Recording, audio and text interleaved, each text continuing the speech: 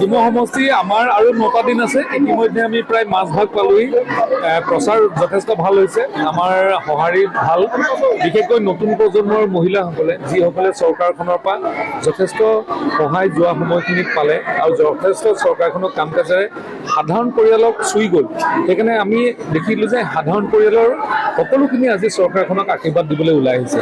আৰু যিহেতু এই অঞ্চলটো নতুনকৈ অন্তৰ্ভুক্ত হৈছে, মই এতিয়ালৈকে এই অঞ্চলটোত কাম কৰিব পৰা নাই, কিন্তু কাম নাই কৰা যদিও আজি যেনেধৰণে ৰাইজে আশীৰ্বাদ দিবলৈ ওলাই আহিছে, মই ভাবোঁ যে তেখেতসকলৰ ওলাই অহা যি উপস্থিতি এই আমাৰ আশীৰ্বাদ, আৰু নিশ্চিতভাৱে আমি এইবাৰ নিৰ্বাচনত জয়ী হ'ম। কিমান ভোটত জিকাৰ সম্ভাৱনা আছে? চাওক, এইবাৰ পুলিঙৰ ওপৰত কথা, কিন্তু যোৱাবাৰ মই 33,000 ভোটত জয়ী হৈছিলোঁ। তাতকৈ 10-15,000 ভোট অধিক এইবাৰ নিশ্চিতভাৱে জয়ী হ'ম। যিহেতু অজয় কুমাৰ গগৈয়ে ইয়াতো চলাই আছে নিৰ্বাচনী প্ৰচাৰ, সকলোৱে নিৰ্বাচনী প্ৰচাৰ চলাব। নিৰ্বাচনী প্ৰচাৰ চলোৱাটো গণতন্ত্ৰৰ এটা অধিকাৰ, আৰু গণতন্ত্ৰত সকলোকেইটা বিৰোধী ৰাজনৈতিক দল থাকিব, ৰাজনৈতিক দল থাকিব, সকলোৱে নিজৰ নিজৰ প্ৰচাৰ চলিব। এতিয়া ৰাইজে কেনেধৰণে আঁকোৱালি লয় তাৰ ওপৰত গোটেই নিৰ্বাচনৰ একেবাৰে শেষ দিনত কোনে হাঁহি মাৰিব তাৰ সিদ্ধান্ত হ'ব।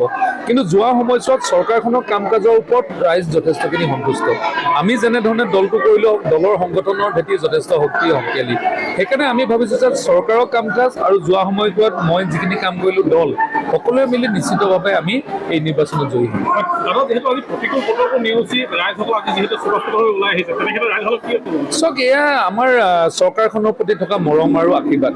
কাৰণ এখন চৰকাৰে যেতিয়া সাধাৰণ ৰাইজৰ কাৰণে কাম কৰিব, যেতিয়া চৰকাৰ এখনে সাধাৰণ মানুহে ভবা মতে কাম কৰিব, যেতিয়া ৰাজনৈতিক হস্তক্ষেপবিলাক নাইকিয়া হ'ব, চৰকাৰৰ চাকৰিসমূহ সাধাৰণ ঘৰৰ ল'ৰা ছোৱালীয়ে যেতিয়া পাবলৈ আৰম্ভ কৰিব, আৰু মাজত যিটো মধ্যভোগী নথকাকৈ মহিলাসকলৰ নিজৰ যিটো প্ৰাপ্য আৰম্ভ হৈছে পোৱা, এই গোটেইবিলাকে চৰকাৰখনে আজি সমাজখনক চুই যাবলৈ সক্ষম হৈছে।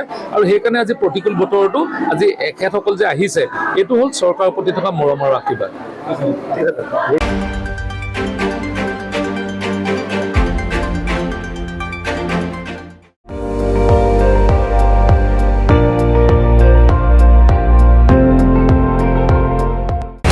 আপুনি চাই আছে ND24, সৰ্বশ্ৰেষ্ঠ নহয় সৰ্বোত্তমৰ দৌৰত।